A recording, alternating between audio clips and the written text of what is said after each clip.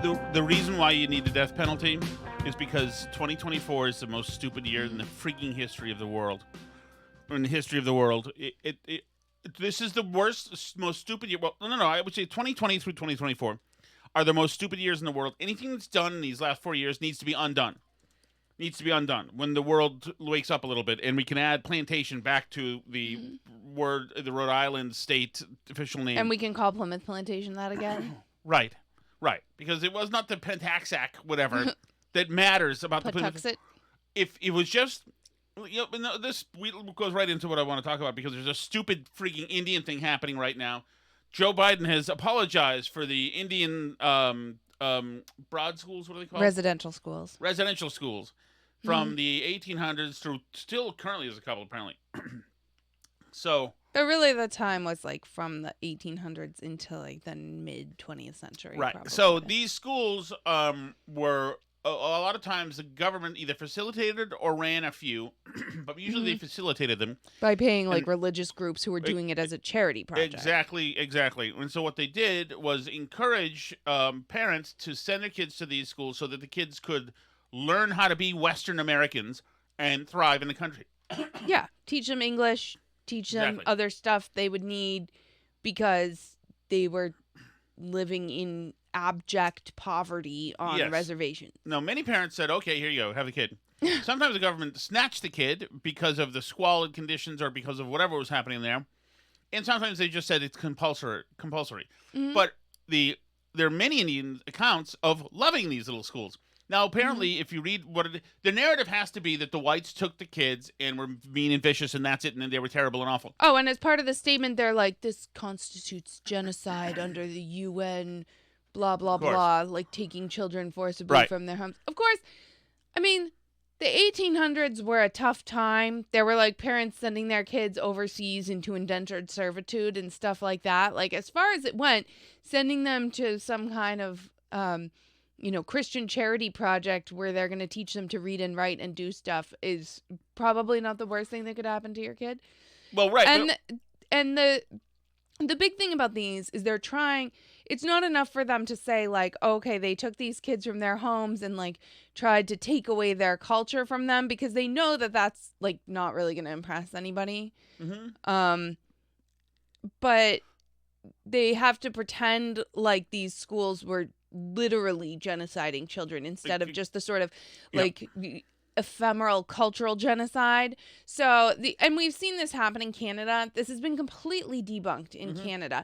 They've found like all these mass graves. Really what they found was they would like x-ray the soil and find that it was sort of disturbed, consistent with a pattern that could potentially mean that someone dug it up and buried something there at some point. And then they've excavated a bunch of them as these sort of forensic projects to try and determine how many Indian children the Canadian government genocided. And they have found so far not one Indian child that was genocided. Now, there are near a lot of these places, there are graveyards.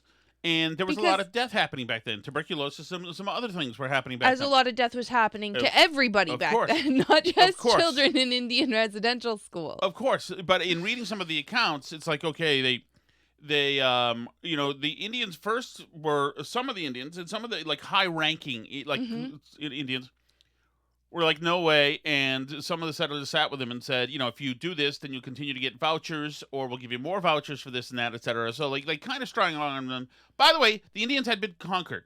Now, had we just called it that in the beginning, this would be a lot easier, because you could, overlay this with how other conquered people would be, and we could see.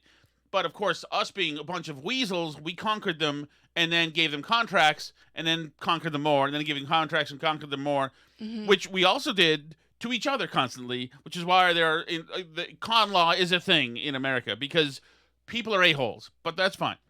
So one of the things the accounts I read about was this guy let his kid go over there, his two kids, to go into these schools. He liked the idea because it was dangerous out where they live. You got 3 hots a day. The kids learned skills. They learned, including like not only speech, language, etc., but they also learned how to do more like wood industrial things. But he saw these kids walking. He visited them, saw them walking, heads cut like Yankees, and walking in military drills, and so he got rid of them because he was angry about that. There are a whole bunch of accounts saying like the thing is like to kill the Indian and save the man was the thing. Mm-hmm. Is that you'd kill the Indian because they were primitive and were troublemakers, which is sure absolutely not. It's kind of racist, but absolutely. It was a time full of assholes, where people were not nice. Many people on from coast to plains, many settlers had very negative experiences with the Indians, who tried to genocide them to death on many occasions. Of course. Not impress them into schools for re-education, to either enslave them or drive them into the sea and kill every last one of them. So a lot of people had a bad feeling about Indians. Mm-hmm. A lot of people had negative feeling about Indians, which I'll say, and just an aside, there was in my house, growing up, my grandmother had an Indian joke that she used to tell us. That was which was, the punchline was that you shot the Indian in the head. That was the punchline. So it was a joke that my brother and I, my grandmother was born in 1906, so her parents were in the 1800s, and so the joke was not. Want to hear the joke? I'll tell you the joke. Okay. Itty bitty Alberta Shattuck used to say this joke to me, to my friends, to everybody. Thought it was great. A Canadian, by the way. She was known for genociding an Indians. English Canadian, and she was born to. She married an American. My grandfather, who came through Massachusetts up to Vermont. So, but the Shaddocks, his side, of course, had many run-ins with Indians and were massacred by many Indians. Oh yeah. I don't know if we were bad runners or what it was, but we were hacked to death and badly killed by many Indians, men, children, women.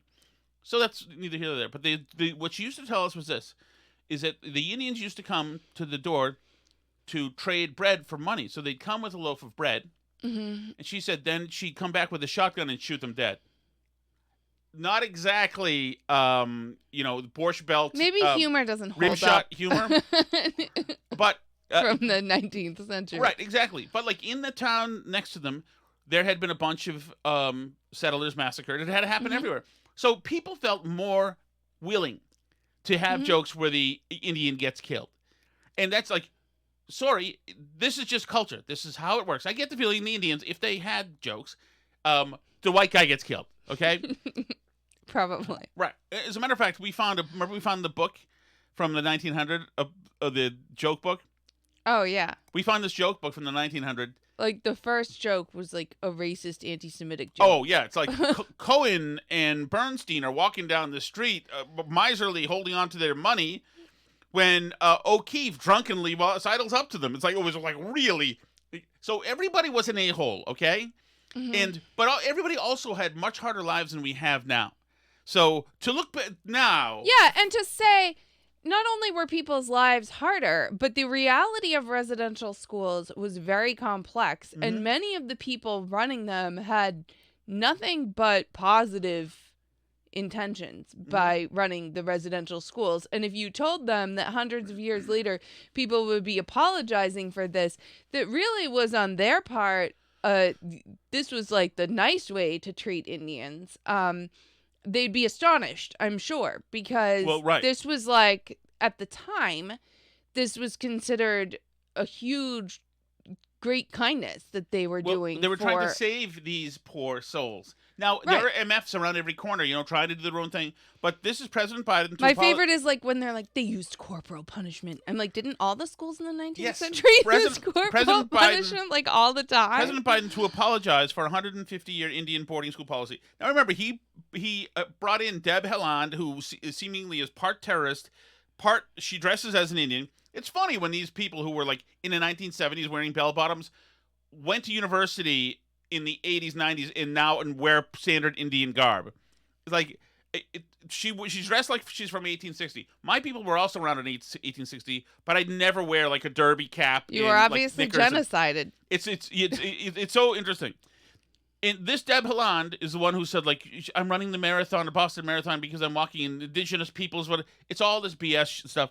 Because she's an activist, and she runs, of course, a entire cabinet position. She runs. President Biden said he'll formally apologize on Friday.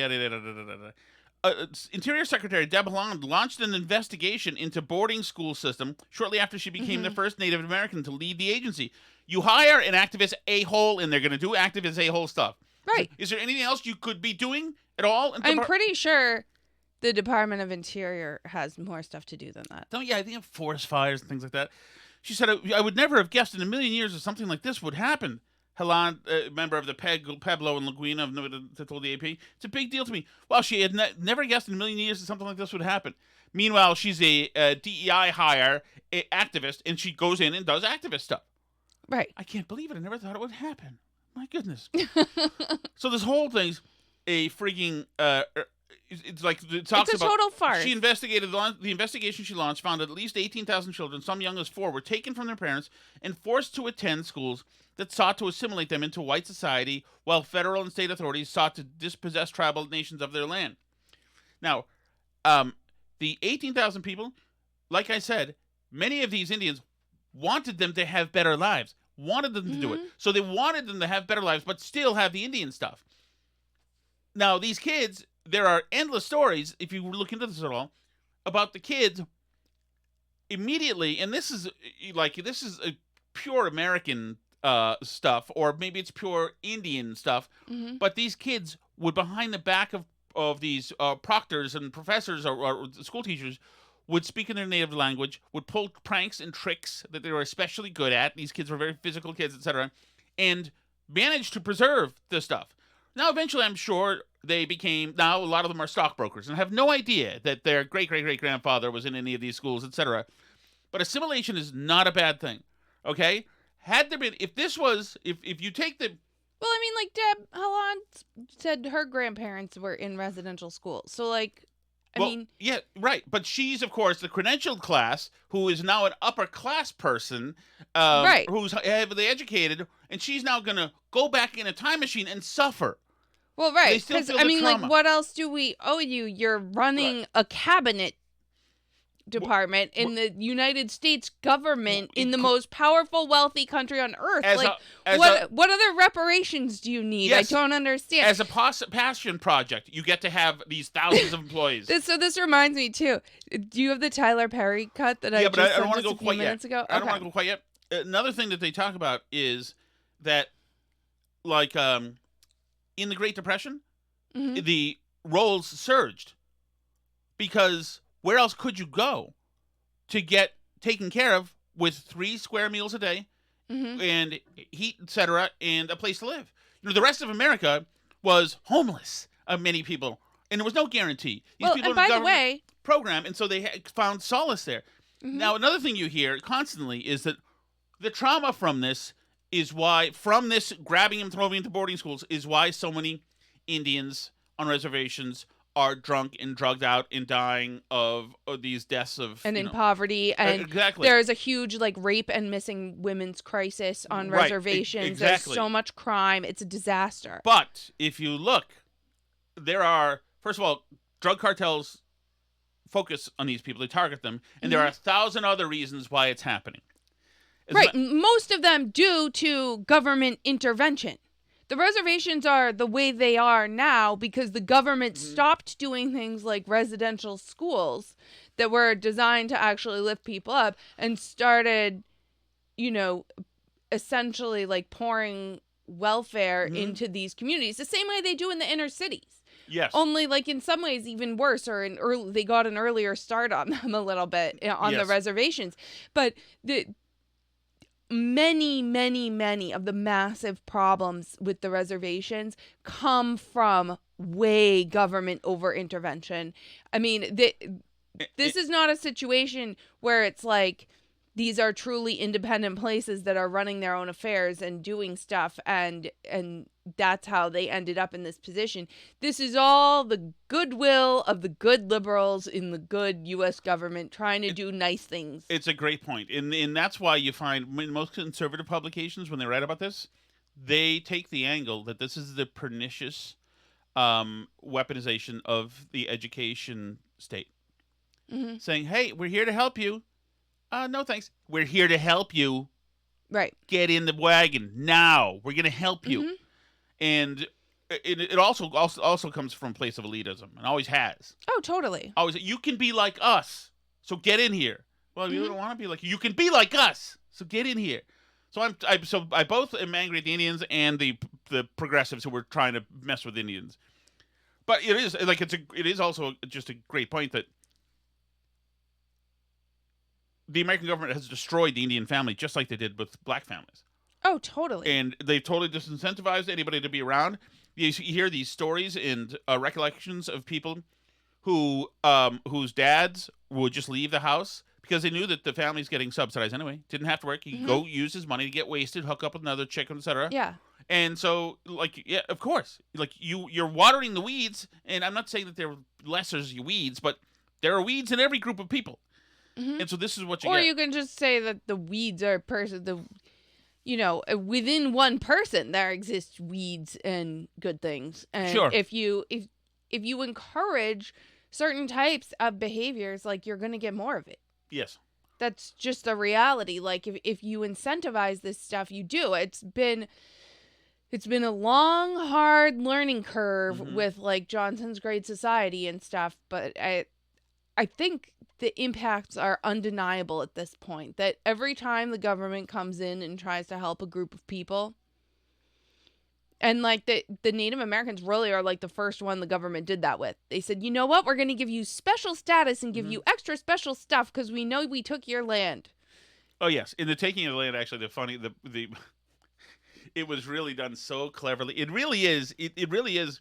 And I have a lot of sympathy for the Indians because they were conquered, but then they were told that they weren't, that we have a partnership. Then they were given a patch of land. And then as people like the 1860s version of Bill Gates looked around, he said, they're not really doing all they can with that land. Let's partition it more. The more they partitioned it, the more these small tribelets were isolated, and the more they lacked for resources because we were there helping them. All right. Did you want to talk Tyler Perry? I do want to talk Tyler Perry because I think it ties in with exactly what we're saying here about Deb Haaland, or however we're supposed to say her name, that she's somehow oppressed by her something that happened to her grandparents 100 years ago. And Tyler Perry's stumping for Kamala now, so he wants us to. I found out about a discrimination lawsuit against he and his father because they didn't want people like me in their building. I found out about him taking a full-page ad out on young black men in the New York Times. I found out about the birther lie. We all heard it, saying that Barack Obama was not born in this country. There are undertones there and there are echoes there that we all had to pay attention to. Well, Obama said that first. So I watched him when he won the presidency. I watched him say that there were good people on both sides when neo-Nazis were screaming Jews. God, this guy's an ass. Us. That's all he's got? That's all he's bought every pretend thing. It's that level? Trump took out an ad about the Central Park 5. Right, which we have the Ann Coulter thing on that, which is if you want to keep it simple and not make enemies, don't bother learning about the truth about the Central Park 5, including confessions of raping a woman brutally. If it makes it easy for you, just say Trump took out an... The truth is, these dudes were not good dudes. And they had written confessions, and they either brutally raped a woman or enjoyed watching, is really the consensus there. But they did not, initiate the initial rape, so that... Okay, fine. That's what we're doing. Yes, Trump took out an ad about the Central Park 5 because... Everybody. They're POSs. But yes, of course they are. And everybody had a problem with the Central Park 5. They were dirtbags. I mean, that's just part of his thing. Talking about... Oh, and also his apartment discrimination. He just read the Cliff Notes version of why they hate Trump. Yeah. You can actually get in the weeds on this stuff, like you can on the Indian schools. You can get in the weeds and learn on this, and it becomes a lot less easy the moment you do. A lot less easy the moment you do. And if you think, by the way, that apartments, landlords, and houses don't discriminate in America, then you've got another thing effing coming. Then you don't know the world, okay? Sorry, they do. So supposedly what happened, did I mention this before? I don't know. In the 70s, some dude A Trump building said vacancy. Dude went in there, a black guy. It was part of this program to see if they To rent check black for guys. Discrimination. Exactly. So a guy was a plant. He goes in there. They say, "Oh, we have nothing available." So then they send this woman in there. He complains. They send this woman in there, and they say, "Oh yeah, fine, we have something available." So then the government busted them, and they negotiated some kind of settlement or whatever, etc. Now, there was no Trump policy on no blacks are allowed in buildings. Matter of fact, many blacks lived in Trump buildings and do to this day, and use all of his things and like enjoy the services. As a matter of fact, but I will just say that maybe the lady was hot. Maybe she looked rich. Maybe she looked reliable. Maybe he looked like a slob. Maybe he didn't. Who knows? Okay? But like the idea, especially up in the Northeast, if you get a bad tenant, if you get a tenant who looks like me, it's better to get a tenant that looks like Toast. They're going to look at Toast and they're going to say, this is a lady who's got a few bucks, who's not an idiot, who seems to be intelligent, who's beautiful. Why wouldn't We're they gonna say let her that in. about you? I don't get in. If it's between us two, I don't get in. Right. That's it. Like they just happen to be true because you can't evict anybody in the Northeast. So people are very discerning. I watched him from the Central Park 5 to Project 2025. And what I realized... I swear my son, my 10-year-old, could refute this point by point. Project 2025. Okay, listen, Tyler. I don't want to condescend to you, but there are think tanks in Washington, D.C., and they put out work products that they would like to use, as guideposts for, similarly aligned political regimes. And they all have them. The Sierra Club has their own, and so does Cato, and so does Heritage, and so it's like Project 2020. Freaking God, shut up! Is that in this Donald Trump America, there is no dream that looks like me. Says the literal billionaire. Can I ask you a question? What was Tyler Perry doing 5 years ago? Being a rich entertainer? But that was Donald Trump's America. Well, he couldn't achieve the American dream in that America. Oh, did he work? Did he work around the Trump administration? He went from Red Obama to Biden. Trump made Tyler Perry movies illegal, I'm pretty sure. We want a president who believes that this American dream is for everyone. And that president is Kamala Harris. I know nothing about this guy, but he does movies where he dresses as a woman a lot. Is that him? Yeah. Where he's like all the characters. Okay. That kind of. Oh, God, I got it. He's an idiot. I mean, a lot of these Hollywood guys. Ben Stiller, I think, is probably an idiot, too. I guess they're brilliant in their own way. It's incredible. I mean, they must be good at, like, making movies, I guess, because they're very successful people. But, yeah, it is astonishing when they venture in. I mean, I suppose politics is like anything, where if it's just not something you've ever paid attention to, that it comes as a shock to you. But, Alice, and our side used to do it, too, and it's, like, cheap and easy and dumb. Well, Obama thinks there's 57 states. It's like, yeah, he never thought there were 57 states. He obviously misspoke, okay? Obama's, you may not like his socialistic tendencies. But he knows how many states He knows how many states there are, because he grew up in an illegitimate one. That's kind of such a, added on after quaint, the bombing. old school, isn't it? Political gaffe, like, conversation. Typical white woman. I know. He literally said, typical white woman. And that's back when the right had, like, all context and humor taken out of stuff. Yeah. It's really funny how the parties, like, really have switched in that way. Right. Yeah, even guns and religion. Like, they want to protect their guns and religion, which he said at a fundraiser in L.A. Mm-hmm. It is, like, a demeaning, elitist thing to say. But if you, like, allow your mind to bend around it, you get what he's saying. Yeah. They're the guns and religion people. It's like, yeah, they are. Now, he said it with disdain and not to their faces, but still. Whereas Trump would, actually. And clinging is a little... Right. Is a little demeaning. Yeah, I mean...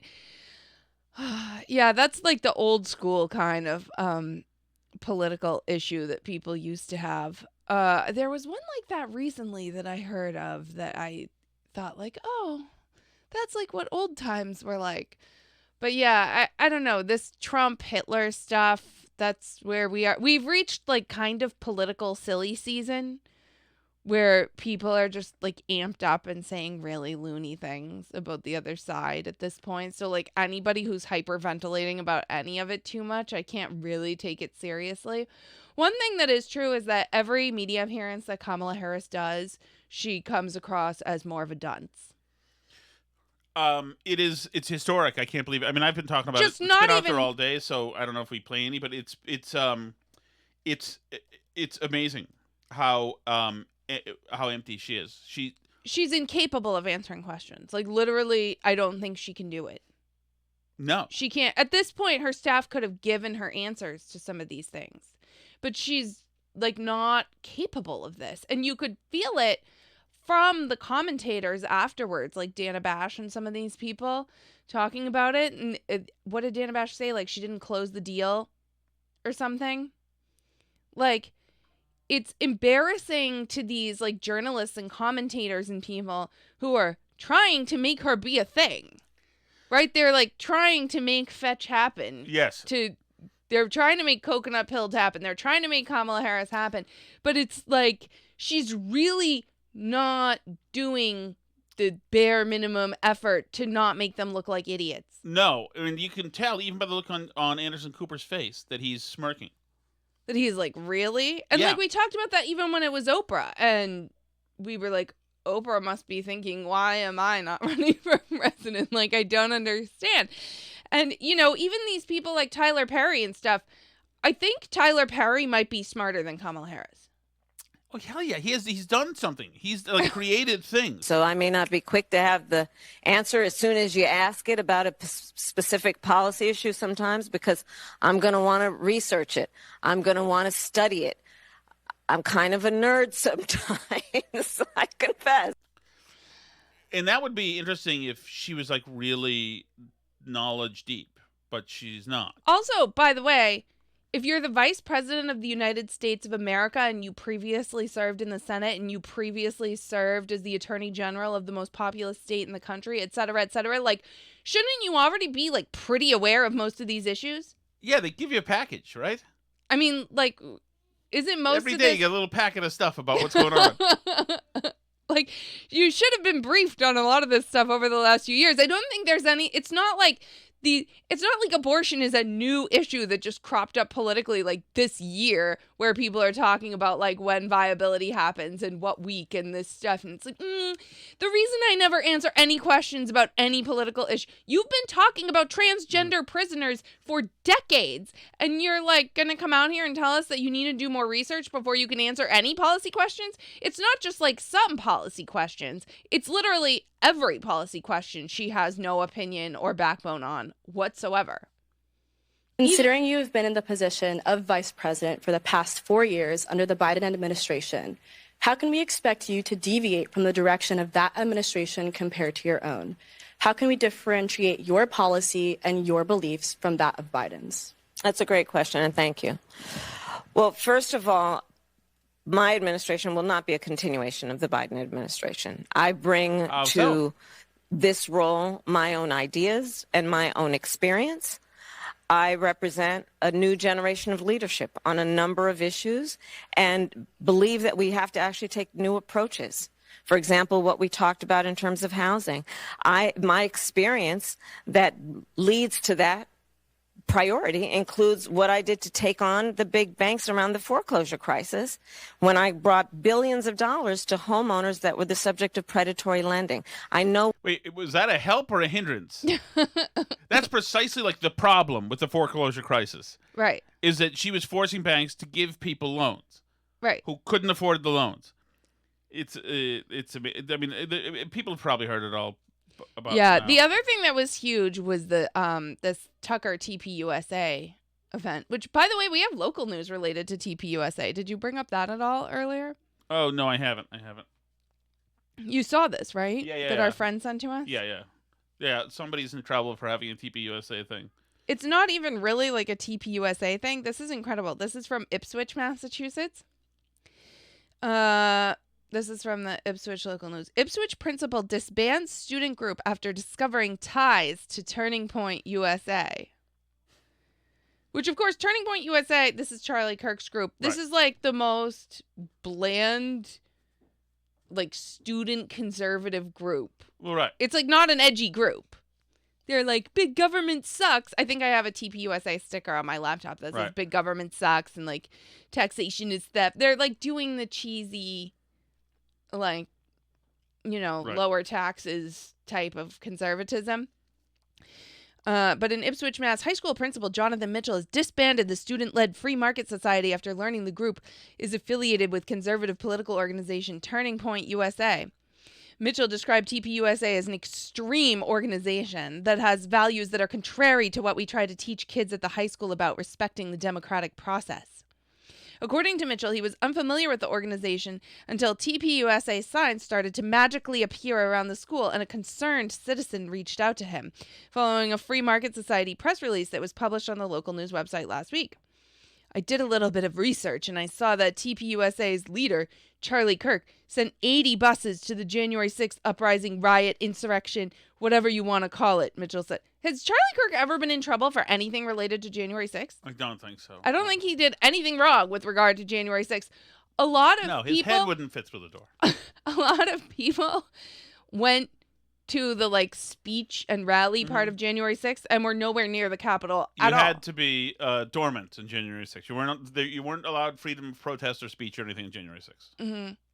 He sent 80 buses to the January 6th uprising, riot, insurrection, whatever you want to call it. Mitchell said, in my opinion, it was a deliberate attempt to overturn the democratic process. Just think, do you think he sent buses that like went to the Capitol and said, go, go, go, go, go, go? Yeah, go. he was trying to overthrow the democratic process. This guy is an idiot. He's the principal? He's the principal. What a moron. Oh, God, I wish I could As a school, we can't have anything that promotes overturning our established democratic principles, he added. You wait till November 6th if Trump wins. Oh, yeah. No. I guarantee you, they're going to Washington. That dick is going to be driving them. Mitchell noted that he would have likewise disbanded an extreme far-left group had one formed at the high school. I would like to check and see if Ipswich, Massachusetts has a GSA that advocates for, cutting off healthy body parts from healthy teenagers, because I would bet you that they do.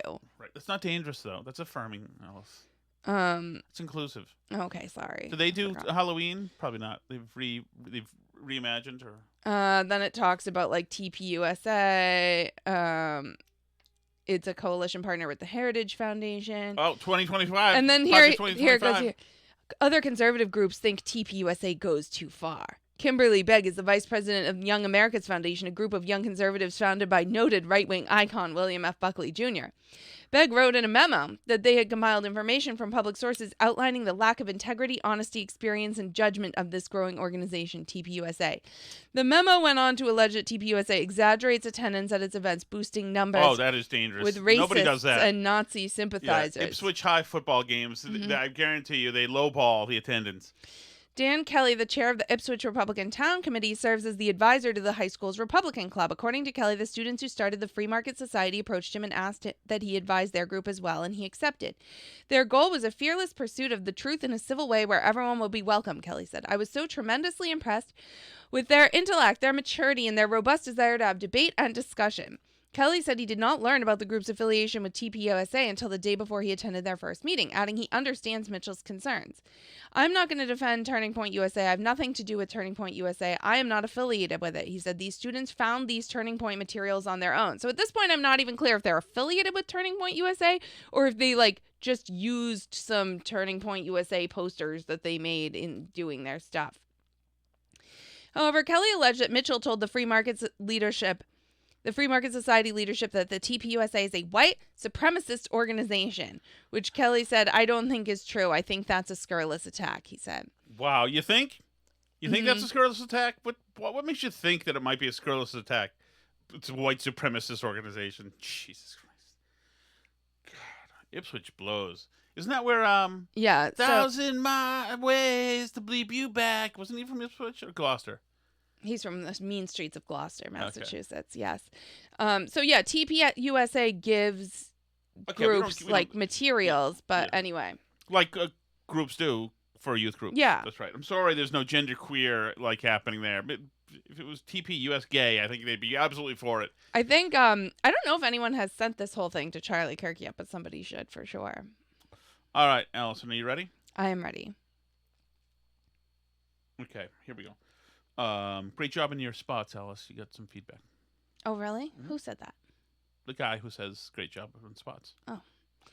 Right? Tim and Cannon then Sean says more like Bitchswich. Ooh, I like it. Oh, Alice, I think that may be the title of today's More like Bitchswich or just Bitchswich? Bitchswich. 1131. 1131. How would you spell that, Alice?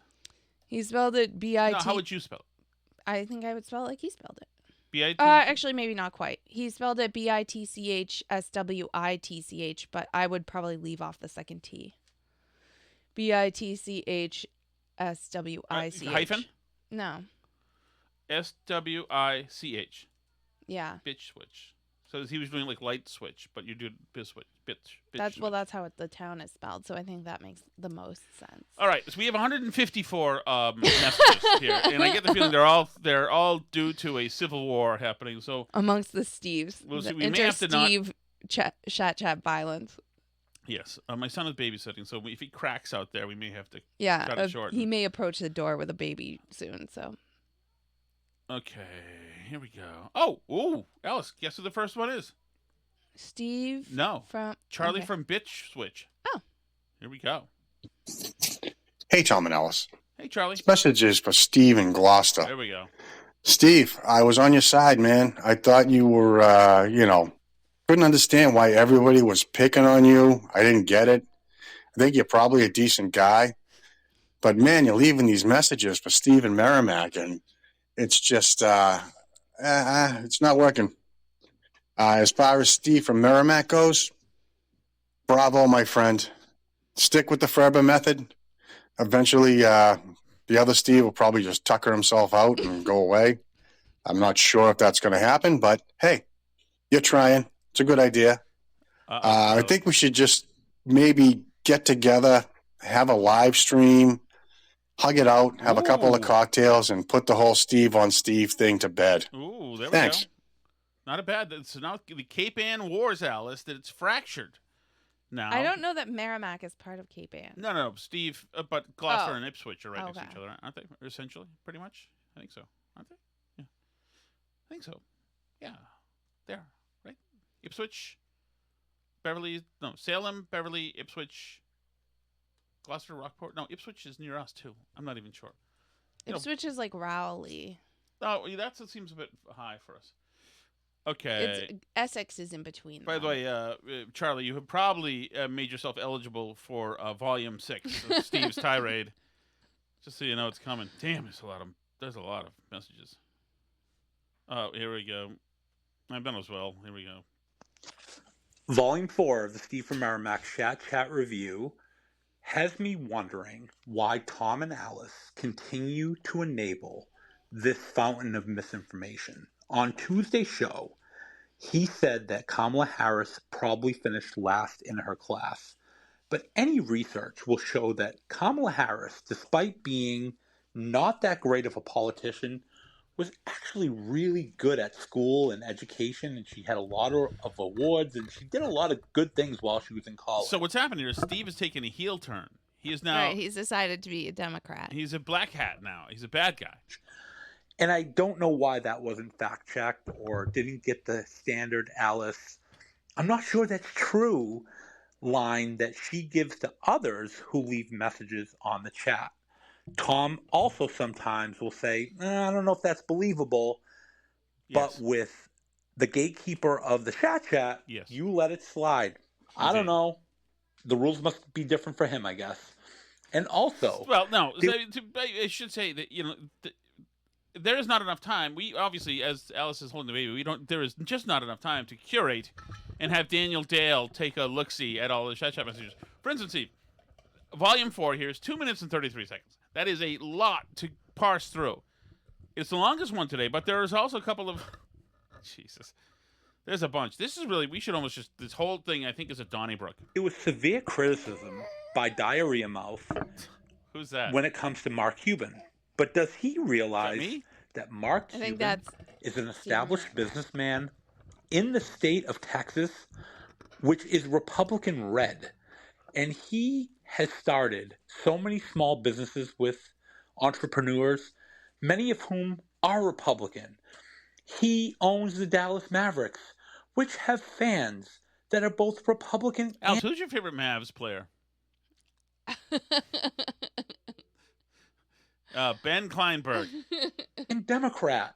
So he's not against the Republican Party because he hires Republicans. He donates to Republicans. He gives money to people who are in need that are Republican. So why does he have that hair across his ass for Mark Cuban when Mark Cuban is a decent human being? Not to mention, each summer, Mark Cuban docks his yacht in Gloucester Harbor. Wow. And the people on his yacht come into our beautiful city and support local business and local restaurants. This is a decent human being. Yet Steve from Merrimack wants to degrade him? It's ridiculous. But keep on enabling him while everybody else has to wonder why he's getting the privileges. Makes no sense. Volume 5 coming up shortly. Oh, God. Okay. Well, all right, Steve. So, okay. I don't know that everybody does wonder that. So there needs to be a natural disembarkation. So I'm going to find the ones that I think are probably not the interstellar battle between the Steves and the others, the Donnybrook, that I can see. Because there are some things. Well, this says McDonald's. It's probably an all-you-can-eat one. Charlie from... Or related to Trump at McDonald's. Okay. So... John in the car, you can't tell. John in the car, can't tell. Crocodile Dundee, explicit towards end. That's at Steve. Indian Cambridge, we can't tell. DJT, here we go. I'm driving in the car between my giant rallies. Hey! To save America. This is actually the real guy, Alice. That's great. I wonder whose side he'd be on. Steve from Merrimack or Steve from Gloucester? Merrimack, Mass has, I think, 0 McDonald's. Where Gloucester, I think, has a McDonald's.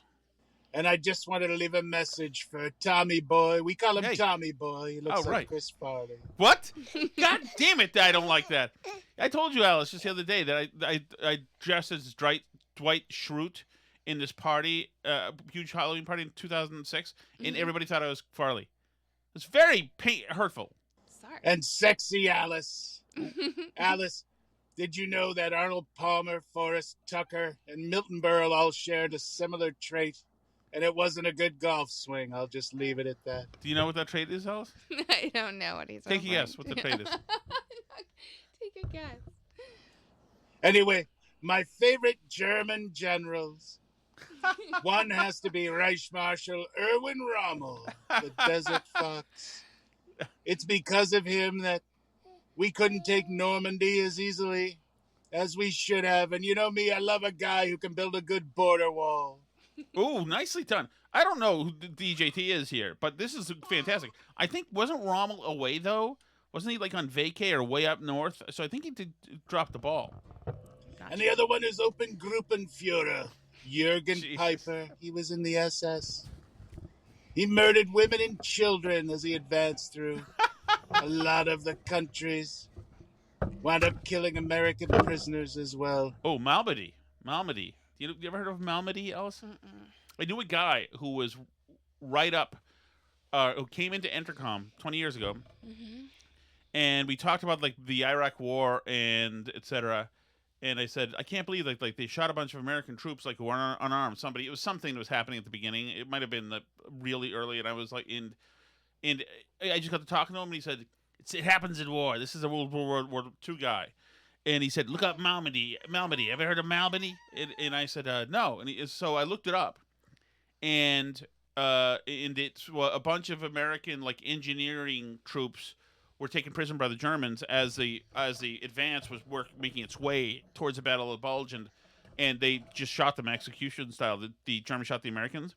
And I said, I looked up in front of him, the old guy sitting in front of me. And I said, I can't believe that happened. And he says, yeah, I was there. I was there after the whatever. And I said, I can't believe that. Those bastards. And he said, oh, yeah? We got them back. Let me tell you that. We got them back. So it's important to get the branding and the onto the historic record. Great guy. He could cable knit a sweater by hand. Oh, amazing guy. Anyway, I just wanted to touch base and let you know that my favorite generals are Germans who used to murder and plunder. And that's what I'm looking for in my next administration. I'm not sure, but I love this caller. Is that Cheswick? I think it is Dr. That is brilliant. We think. need DJT to be calling. That is fantastic. That is fantastic.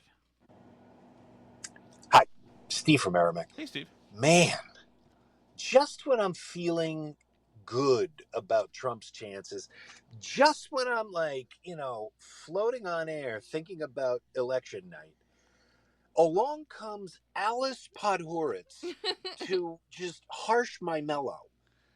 I know, but we can't get comfortable. He's losing now. He didn't say he was losing, but you're like, he's flat. They're flat. I don't know how you can say that, Alice. Everything is pointing to Trump momentum. So please, it is. Have a heart. Mm-hmm. I get it. I just don't want people to be comfortable and then be disappointed on election day, because the polls really could go either way. And I know the polls historically have underestimated Donald Trump, but pollsters usually want to be right. So they're probably compensating for that in previous years. And I'm afraid, like, the average polling error is like 3 points.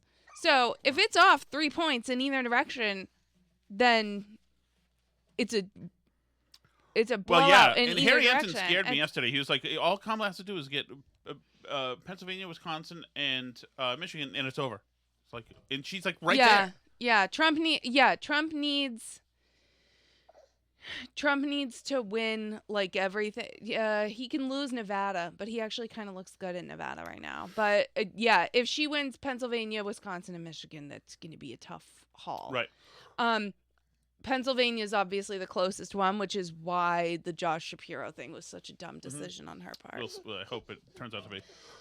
By the way, Podhoretz was very funny the other day. He said, I got a bunch of a friend of mine told me to calm down, that we were way too jubilant over the McDonald's celebration. He told me to stop celebrating. It's in bad taste, and that remember who pulled that publicity stunt, and so I'll try to temper my excitement. I'm like, just say it's Jonah Goldberg. It obviously was Jonah Goldberg, who demands now that you're not allowed to hang out with Megyn Kelly. He demands Rich Lowry don't hang out with Megyn Kelly, or because Kelly is within 5 steps of Charlie Kirk. Mm-hmm. I just do think it's important not to get comfortable. Everybody needs to vote, and I also think that it would be really, really great if he could win the popular vote and set aside, he's up in the popular vote in some of these polls. That would put aside some of this whining about how he's never won the popular vote and we need to get rid of the Electoral College if he could win the popular vote. So that leads me to believe that like blue state votes matter even, and that like even here you should make sure your friends actually go out and vote. Do you realize if he wins, they're going to want to get rid of both? Yeah. Well, imagine the popular if vote she and the Electoral College. Imagine if she wins nothing's impossible, but imagine if she somehow wins the Electoral College and loses the popular vote. It's possible because both are very close. It is possible, yeah. I mean, like, what if that happens? I mean, can you imagine how brilliant they'll all find the Electoral College all of a sudden? To be honest with you, Alice, I know this is the levity part of the show. I was thinking about this today. That if they win as a result of surging a little bit because they called him a Nazi and they called him a fascist, literally, and the president did that literally from behind the presidential seal, and so did Kamala. Like, calling him a fascist, etc., and they eke out a victory after having done that, after having done everything else. That's the Democrats never have to worry about the destruction of the fabric of the country. They like to say that like Trump's screwing it up. Rhetoric. But you are, once you're just on all ends breaking all the rules for wins, and then and you do it that way, in a way that you just cheated, you stepped in his neck, and then you throw him in jail afterwards. Good fucking luck at that point. Habibis. Hey, Les. A couple of summers ago, Alice and I and another friend found ourselves debating abortion law. In a hot tub. Is that true or false, Alice? No. Alice? In a bar. Alice? On Salisbury Beach. There was a hot tub involved. No. With a lady in a bar in Salisbury Beach. There you go. Around 11:30 at night. I can assure you, we were more lucid, more articulate, and way less drunk than Kamala at the CNN town hall last night. Everybody knows a dumb, drunk, middle-aged woman yapping, know nothing when they see it. I don't understand how about half the country is still considering voting for this. Everybody, please get out and vote early in person if you can. God help us. Love you. Bye. Thanks, Leslie. How did that night end, Alice? I remember it was made to stay home.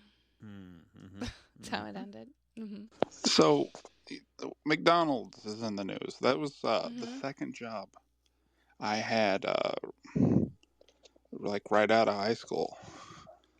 I worked there for a year. Nice. It was a Bloomington location, and they rebuilt it. But that's neither here nor there. The point is, I did it all. I did cashier. I did the window. I did the assembly. I feel we should have Justin on the All You Can Eat show to talk about this because I want to know how the stuff works.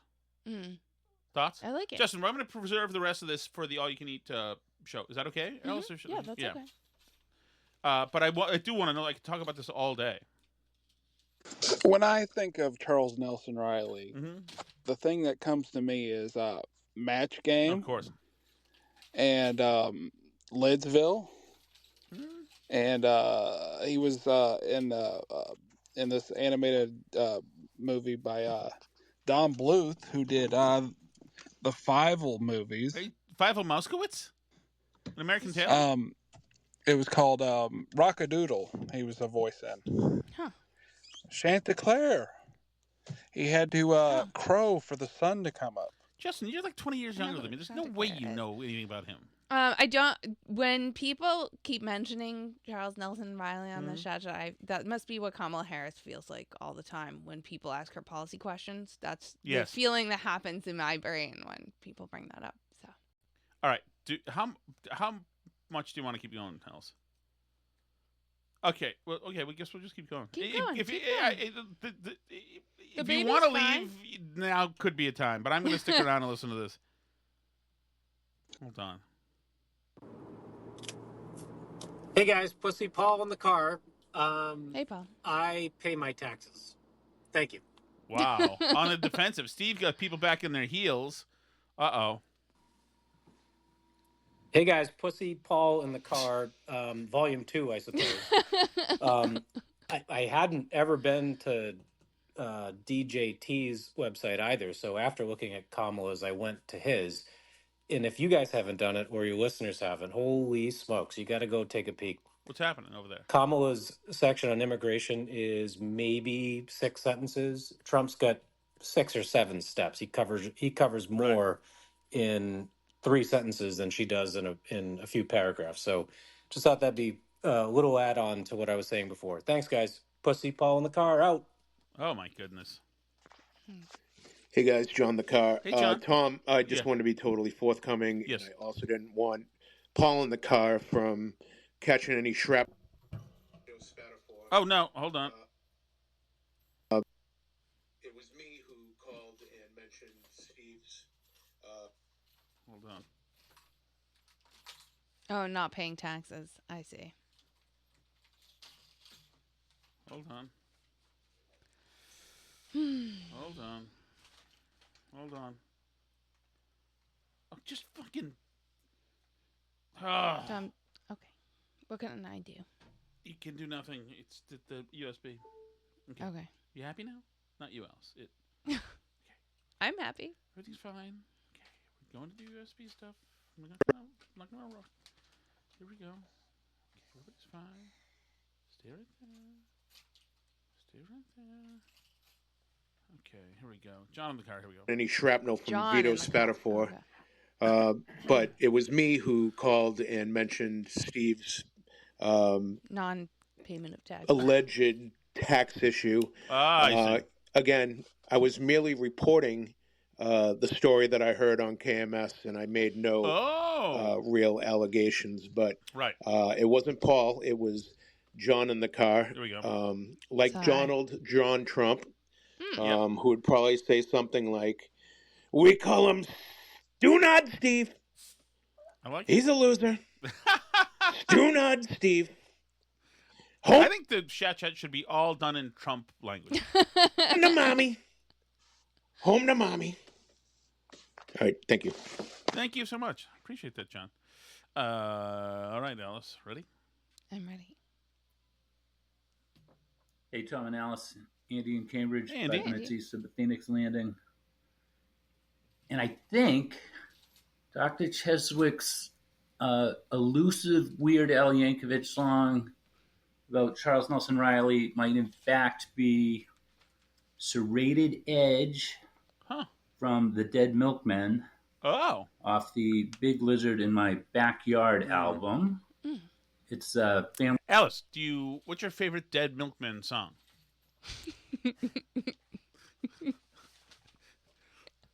What's the oddest venue? If you what's gave the oddest me venue that you've seen them in? A list of names similar to that, and you asked me to pick out which one was a band, I would not. Year of our Lord. Like I said, this makes me feel like Kamala Harris must feel every time she's at a CNN town hall. Like, why are people asking me that? 1980. I don't know any of this. You would have heard Punk Rock Girl. Maybe you would have liked that, Alice. Maybe that would have been something that made you that you would have enjoyed. Dead Milkmen. Do you want to hear it? Since we're doing this now, Punk Rock Girl. So.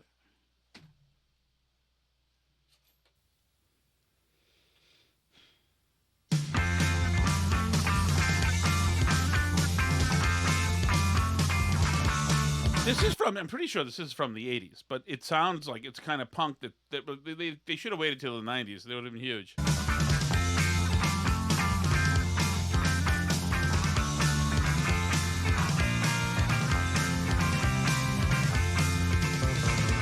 One Saturday I took a walk to Zipperhead.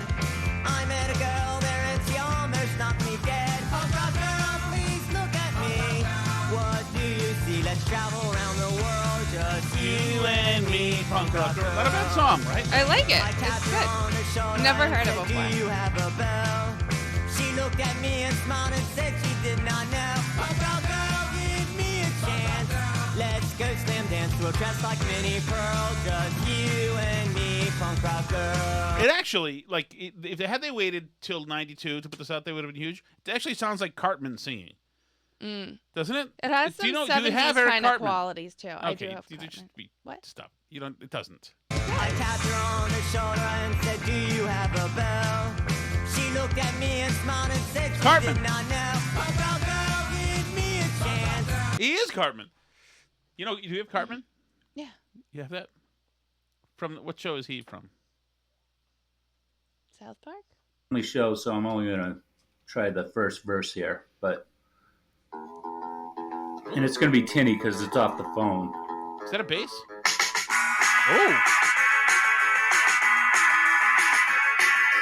Up on the hilltop where the vultures perch, that's where I'm gonna build my church. Gonna be no priest, ain't gonna be no boss. This is Charles Nelson Riley. Yeah, got to stop it there. It gets kind of gross after that. Oh, I can imagine. Keep up the good work, guys. Cheers. Thanks, Andy. Yeah, there was a time in 1988 where my boys and me at Austin Prep would sit at a kind of weird goth table, and the goth dude, who actually wore eyeliner, which is, for then, which was an all-boys school, was a daring thing to do, because I'm sure he got the crap beat out of him. He loved the Dead Milkmen. He loved Wargasm. How many Wargasm songs can you name, Alice? Sing your favorite one right now. All right, here we go. G'day. By the way, and hold on, Jamie. I do apologize for any you listeners who usually listen for Burn Barrel stuff. The after hours underground drunken what's that called? What's that called at a concert where you're in the middle and you're hitting each other? You probably don't. Mosh pit? Yeah, yes. Yes. This is the Chat Mosh Pit, which I quite enjoy, but it's a vicious departure from the rest of the songs. I mean, the rest of the show. G'day, Tom and Alice. It's Jamie from Sydney, or Hey, as you may better know me, Crocodile Dundee. I'll just touch briefly on Steve from Gloucester.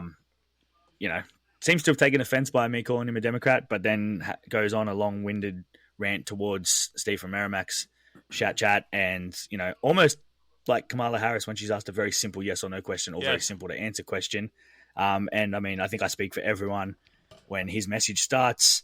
When you hear that lisp, it's skip 30, skip 30, skip 30, skip 30. Oh, that is vicious. Skip 30, skip 30, skip 30, because that's how long-winded he is. So, it's, the pot calling the kettle black, or whatever the saying is, when he says that Steve Merrimack's long-winded. It's a volume full of content at a time, Jamie. And, his attempts to calling me Crocodile Dundee, I'm not sure if that's an insult. I thought that was a pretty good movie, kind of put Australia on the map, and Paul Hogan especially. It really but did, Alice. Paul Hogan was like good my age then, and became a huge matinee idol. It was like the coolest dude in the world. It was really good. Paul Hogan was just such a... I think he's still alive, I think.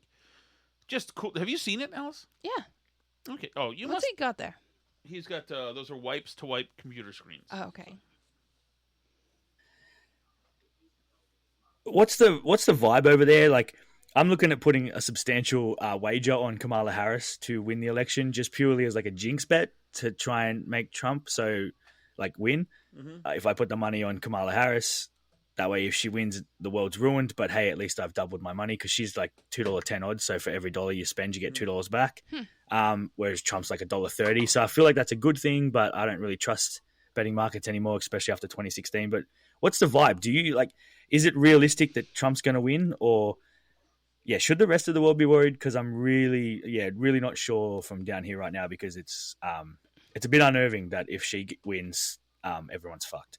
But and also, speaking to Jackson, you mentioned maybe last week on the show that a Burn Barrel listener, or maybe it's a Mina lady, has taken the fancy towards myself and Jackson. Yes. We kind of just wanted to know who, and if you could give us the name.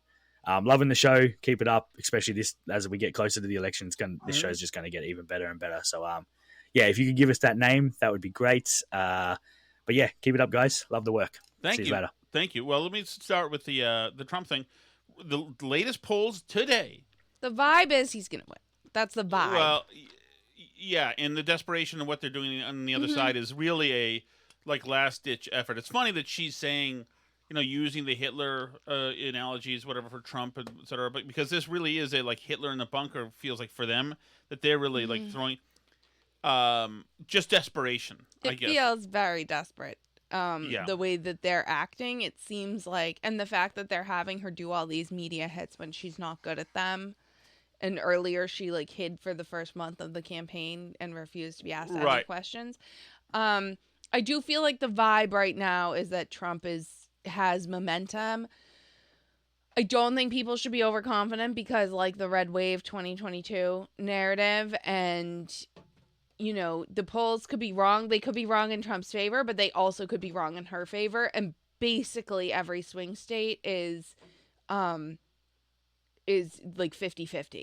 So that's why it's so impossible to know, because if the polls are wrong a couple points in either direction, that's it. Nate Silver's forecast has a 60% chance that one of the two of them wins at least 6 of those swing states. Right.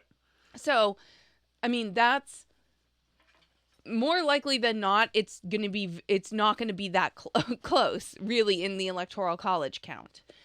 I mean, I would think, considering you've seen core constituencies start to move, my feeling right now is that it's a Trump night. I'll give you one more tidbit, which is, if you remember, I mentioned before John Ralston of Ralston Reports in Nevada, who's very in the weeds and nitty gritty with the he's from the Nevada Independent, the CEO and editor. And he had said earlier that there were a bunch of outstanding ballots that were hanging out from Washoe County that should help the Democrats recover some of how behind they are in terms of returning ballots in the state. So this is earlier today. He tweeted, reliable sources confirm thousands of mail ballots in Washoe County, Reno, were processed overnight. There have been a substantial backlog. This will almost surely help the Dems. Not sure yet how much. Dems have a solid mail lead there now. 14K to 10K numbers when I have them. A couple hours later, he tweeted out, "News, those Washoe mail ballots I told you about have dropped, and they did not help the Dems. Of the 16,000 counted, it was 6,000 D, 6,000 R, 4,000 other." So the GOP has an 18,000 ballot lead so far of the ballots that are returned in Nevada. Now that's out of 400,000 ballots, and a big number of those are independents. So that's not to say that Republicans are winning there, because it really, really depends how the independents break. This is not votes. This is registered voter ballots returned. Do you see what I'm saying? So the idea being, but he thought that there were going to be a lot more Democrat ballots returned than there was. Yes. So that's either some kind of Democrat enthusiasm gap, which is certainly possible with Kamala. It could be fewer Democrats are voting by mail this year because COVID is not a thing anymore, really, except for the really insane people. Hard to know why that is, but it's an interesting, like, single data point to say that. So if you're not really into politics that much, then this is an election, abortion versus inflation. Really, I suppose, yeah, that's fair.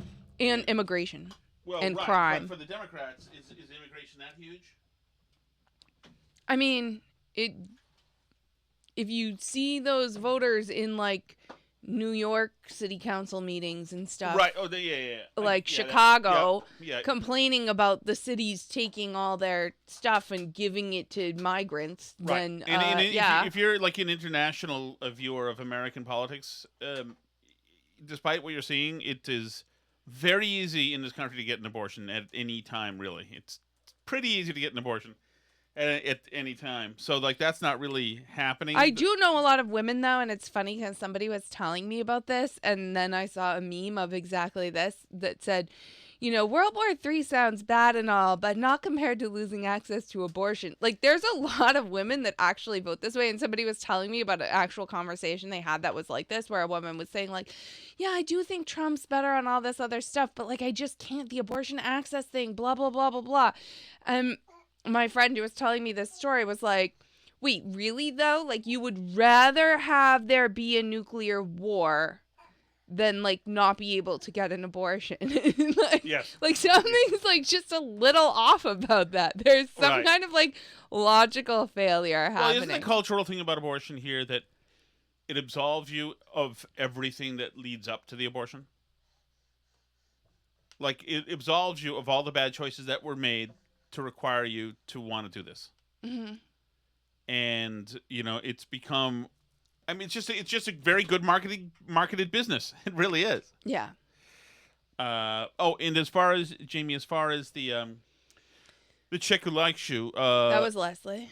I was going to say, we haven't asked her permission to give her name, but go right ahead. She gave her name when she left the message.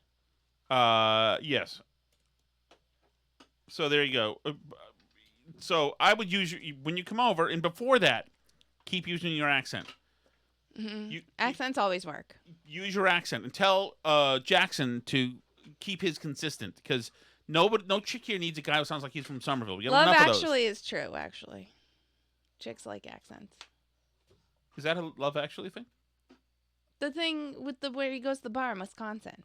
Oh yeah. In Love Actually. Okay, yeah. Hey guys, John the Car. Hey, John. Alice, I wanted to talk about Rogan and whether you thought it was a setup. And, I think, first off, Rogan can get contentious, especially when he thinks the bullshit's flying around. Yep. He dismantled Sanjay Gupta. That's true. Over the ivermectin horse paste comments that CNN ran with. When Rogan basically cured himself of COVID. But, he was also a proponent of RFK when RFK was running. And then after he endorsed Trump, Rogan is, I also think the Trump administration would envision RFK to really go in and flip agriculture and big food and big farm and dismantle all of these totally pernicious giant corporations that have made a business out of keeping us perpetually sick. So I think Rogan will be fair. I think he'll fact check on the fly like they do, and I think it will be a net huge positive for Trump. That's it. Thanks. Totally agree, Alice. I hope so. I hope it's good for Trump. I hope it's good for Trump. I think it has the potential to be. Yeah. I also love J.D. Vance being a scab. We didn't get to that really, but he wrote an op-ed for, where did he even write it for? Somewhere that has striking newspaper reporters, and he wrote an op-ed, and so they're all calling him a scab. Can you check on him for a second? Mm-hmm. What? Alice, stop it. Okay, ready? Here we go. Yeah. This is the last one for tonight. Wow. Hey guys, newly anointed Pussy Paul in the car. I hope Paul. that doesn't lose you any advertising dollars, but oh yeah, I forgot until about it does, and tell me when it does, I'm gonna call in that way from now on. So has a ring to it. No, if anything, if they're using AI, they're like we can hit a whole new market now of like brass knuckles and like bear spray and sodium pentothal. Run with it. Have we ever seen a campaign like Kamala's? I mean, that 3-minute presser she did the other day, where she came out and just for, I don't know, had not just over and over again referred to Trump as a fascist and a dictator and Hitler-esque. I mean, I'm trying to figure out what, in my short lifetime, when have I ever seen anything like this? And I don't think we have. Pretty embarrassing, and I don't know how. Again, Paul, I'm going to stop you there for a second. But like, it was done in the White House behind the presidential seal, as the president, Kamala, said, essentially in the same posture you'd say that what somebody did is an act of war. That's what it was. That's exactly what it was. And like, it is like, of course, and you wonder like, why do people have so much anxiety, etc. Maybe because the acting president is coming out there saying that her political rival is a Nazi, and like, we're wondering like, why are people so on edge?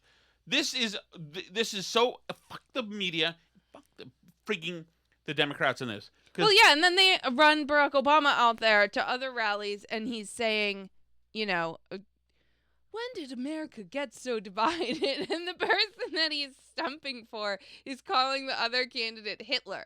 A long, broken record, but so be it. I don't know how you vote for somebody like that. You get no policy language, nothing. No direction for this country except a new way forward from... No, she's demure and she's mindful. Okay, don't you get it? She's coconut pills. Which is laughable. I did, however, this is laughable, but I did. I visited KamalaHarris.com after she told us to in her CNN thing with Anderson Cooper, and went specifically to look at what her policy plans are for immigration reform. And maybe to nobody's surprise, but there's nothing there. There's a couple of talking points, but there's nothing. So just another, it almost feels like we're part of the Truman Show with this. Like at the end of her campaign, they're going to pull the curtain back and it's Trump all along. I mean, I don't, what else are we going to, what comes of her campaign? There's nothing. There's nothing there. Just a bunch of hot air. But correct. Anyways, signing off. Pussy Paul in the car. Thanks, guys. Thank you, Paul. Yeah. No, I think that's right. It's like historic what they did. Alice, I'm going to do even another thing. That's it for messages. This is actor Mel Gibson. They ask him about, TMZ has this, asking him about his political choices. Where do you think he is? I would say he's probably not voting for Kamala. The president is being voted on in days. What's your thoughts? Oh, man, that's a big question. What's wrong? I don't think it's going to surprise anyone who I vote for. Well, so, I mean, I'm going to just I'm gonna guess. Let me go in. Yeah. I'm gonna guess Trump. Is that a bad guess? I think it's a pretty good guess. Well, what do you think the world will be like in a second term with a President Trump second term? A lot of people I know what it'll be like if we let her in. Yeah. Oh, really? And that ain't good. Yeah. Well, listen. Miserable track record. Appalling track record. No. He's no now stopped. policies Can't help to himself. speak Yeah. And the border, right? And she's got the IQ of a fence post. The president. Now, Mel Gibson is a flawed human being, Alice, as you are. But I'm sorry, man. I've always loved him, and I will continue to love him. I like him too. What did we watch recently? Oh, we watched The Patriot with him. We showed our son The Patriot. That's such a great movie. Excellent movie. Thank you guys all so much for listening. Thank you for all the chat messages. What a happy day. It is. I am now, like, high. Yes. Anyway, thank you all so much. And by the way, not everybody gets like all that chat attention, etc. Like all this input from you guys, so we appreciate that. Seriously, it's a very nice thing. I know it takes time for you. I know that's not always easy to do. You got lives to live and shit to do. So thank you very much. It is an embarrassment of riches, Alice. Not actual money riches, but the other kind of riches. Although, thank you for the Patreon too. I don't want to seem like I'm big. That is huge. And yes, thank you if you want to be if you want to watch the live streams all the time, because there's a bunch of new people in the live stream. If you want to, you can join patreon.com/burnbarrel. There's also some extra content there each week, and you can listen to the RSS feed ad free as well. Yes, and I also have enough content now to start an Alice OnlyFans. So if you want to see that, it's not true. Let me know if you want to see that. Not a naked OnlyFans. Oh, you don't think? No, not at all. I've had 14 years, Alice, of you unconscious. That didn't sound right there. Of you next to me. Putting that in the file for the divorce lawyers. Uh-oh. Of course, that had to stop. Oh,